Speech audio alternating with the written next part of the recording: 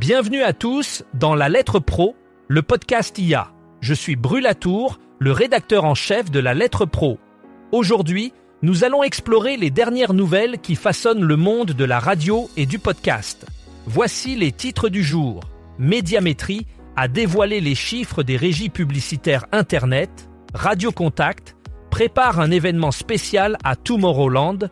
Et aux États-Unis, la radio atteint 90% des publics peu exposés aux médias numériques. Au Luxembourg, 12 radios ont été sélectionnées pour la diffusion via DAB+. Spotify prévoit d'atteindre 123 millions d'auditeurs pour les contenus francophones en 2024. Dans le MAG 172, Koé partage ses vérités sur la radio, l'avenir et la vie privée. Bretagne 5 s'installe à Saint-Brieuc et nous discuterons du nouvel atout de la publicité radio, l'affichage visuel en voiture. Enfin, nous verrons quelles sont les radios les plus écoutées sur le web. Médiamétrie a récemment publié les résultats d'audience des régies publicitaires Internet pour avril 2025. Ces résultats offrent un aperçu précieux pour les professionnels de la radio et de l'audio digital. La mesure s'appuie sur un panel représentatif de près de 20 000 internautes, utilisant une méthodologie hybride qui combine des données panel et de big data. Cette approche permet de mesurer l'audience sur ordinateur, mobile et tablette, couvrant tous les lieux et modes de connexion. Les chiffres révèlent des tendances clés dans l'engagement des utilisateurs avec les offres publicitaires en ligne. Cette étude est essentielle pour les acteurs de l'industrie qui cherchent à optimiser leur stratégie numérique et à comprendre les comportements des consommateurs sur les différentes plateformes. Radio Contact étend son influence au-delà des ondes avec une présence remarquée à Tomorrowland, le plus grand festival de musique électronique au monde. En effet, deux de ses DJs résidents, Simon B et Maya Cox, se produiront les 19 et 20 juillet sur la scène Feel Every Spark by Durex. Cette participation marque une première pour ces artistes qui animent chaque week-end l'émission Contact DJs, diffusée sur Radio Contact ainsi que sur une chaîne de télévision et une web radio dédiée. Originaires du Brabant wallon, Simon B et Maya Cox gagnent en visibilité grâce à cette plateforme qui met en lumière de jeunes talents de la scène électronique belge. De plus, Radio Contact est bien représenté à Tomorrowland avec d'autres artistes comme Henri PFR et Lost Frequencies, qui, en tant que DJs belges associés à la station, confirment la stratégie de la radio visant à fédérer la communauté électro autour de ses programmes. Aux États-Unis, la radio continue de jouer un rôle crucial, surtout auprès des publics peu exposés aux médias numériques. Selon une étude réalisée par Nielsen Scarborough et analysée par Katz, 4 adultes sur 10 aux États-Unis ont une consommation faible de télévision et d'Internet. Cependant, 90% de ces personnes écoutent la radio AM/FM. Cette statistique souligne l'importance de la radio en tant que média de masse capable de toucher des segments de population que les campagnes digitales et télévisées peinent à atteindre. Pour les professionnels de l'audio, c'est une opportunité majeure de combler les lacunes des stratégies numériques et de télévision en intégrant la radio dans leur plan de communication. La radio se positionne ainsi comme un outil indispensable pour élargir la portée des messages publicitaires et des contenus informatifs, prouvant une fois de plus sa résilience et sa pertinence dans l'écosystème médiatique actuel. Au Luxembourg, 12 radios ont été sélectionnées pour la diffusion via le multiplex numérique DAB+.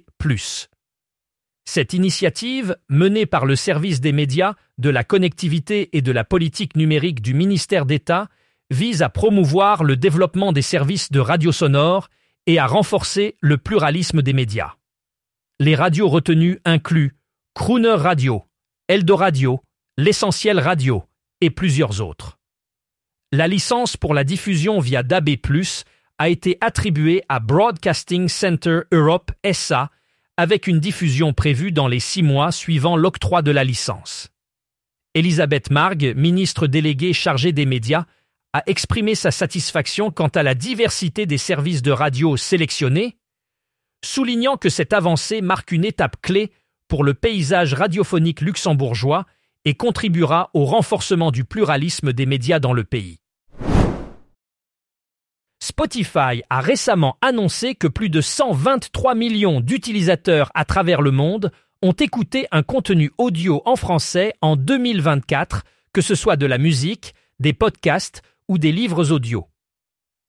Ce chiffre impressionnant inclut plus de 100 millions d'auditeurs en dehors des pays traditionnellement francophones comme la France, le Québec, la Belgique, le Luxembourg et la Suisse. Cette expansion marque une étape significative pour la diffusion de la langue française à l'échelle mondiale, démontrant l'attrait croissant pour les contenus francophones au-delà des frontières habituelles. Spotify continue ainsi de jouer un rôle crucial dans la promotion de la diversité linguistique et culturelle à travers ses plateformes numériques, offrant aux créateurs francophones une visibilité sans précédent et une opportunité de toucher un public international toujours plus large.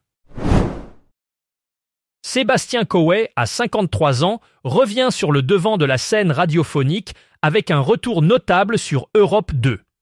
Dans une interview approfondie, Coët partage ses réflexions sur l'avenir de la radio, exprimant des inquiétudes sur l'absence de relève dans le secteur. Il discute également de la justice et de sa passion inaltérable pour le micro. L'animateur aborde les défis d'une saison radio courte mais intense, ainsi que les promesses d'une prolongation estivale de son émission. Coët reste un personnage emblématique, connu pour son franc-parler et son engagement à dynamiser la radio. Cette introspection révèle un professionnel toujours aussi passionné, prêt à relever les défis futurs de l'industrie tout en restant fidèle à ses convictions personnelles. Bretagne 5, la radio régionale, s'installe à Saint-Brieuc sur le site du Totem Bay de Saint-Brieuc. Ce site, autrefois le siège de l'ancienne caisse d'allocation familiale des Côtes-d'Armor, a été entièrement réhabilité et se situe à 2 minutes à pied de la gare TGV de Saint-Brieuc. Bretagne 5 y établira ses studios et son nouveau siège social. Alors que la radio s'apprête à fêter son 10e anniversaire le 21 juin, cette installation marque une nouvelle étape dans son développement au cœur d'un hub économique régional dynamique. Ce lieu accueille des entrepreneurs, des start-up, des petites et moyennes entreprises, ainsi que de grandes entreprises, offrant ainsi un environnement propice à l'innovation.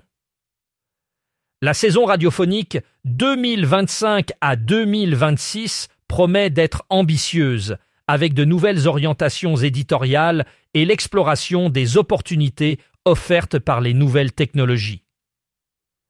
La diffusion en DAB+ sur la zone Saint-Brieuc, Lamballe, Loudéac débutera le 1er septembre, renforçant la portée et la visibilité de Bretagne 5. L'affichage visuel en voiture est en train de devenir un atout majeur pour la publicité radio. Selon le rapport Q 2025 In Vehicle Visuals, la synchronisation des visuels embarqués avec l'audio offre une opportunité de monétisation jusqu'ici sous-estimée. Dans un contexte où les plateformes de streaming gagnent en visibilité dans les voitures connectées, les régies radio peuvent tirer parti de ces espaces visuels pour se démarquer. Les visuels synchronisés permettent d'enrichir l'expérience auditive des conducteurs et passagers, tout en offrant aux annonceurs un moyen innovant de capter l'attention. Cette avancée technologique représente une chance pour les stations de radio de renforcer leur présence dans le paysage numérique et de proposer des campagnes publicitaires plus engageantes. Selon les derniers chiffres, les radios diffusées sur le web continuent de gagner en popularité.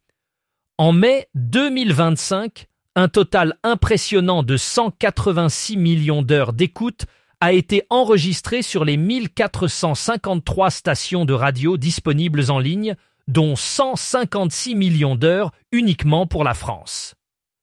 Cela représente une augmentation de 3% de la durée d'écoute totale par rapport à mai 2024 à périmètre constant. Cette hausse souligne l'importance croissante de la radio numérique dans le paysage médiatique actuel, offrant aux auditeurs une variété de contenus accessibles depuis n'importe quel appareil connecté. Les professionnels de l'industrie peuvent y voir une opportunité d'élargir leur audience et d'explorer de nouvelles stratégies de diffusion en ligne. Merci d'avoir écouté La Lettre Pro, le podcast IA. Pour plus d'informations sur ces sujets et d'autres nouvelles, rendez-vous sur notre site lalettre.pro.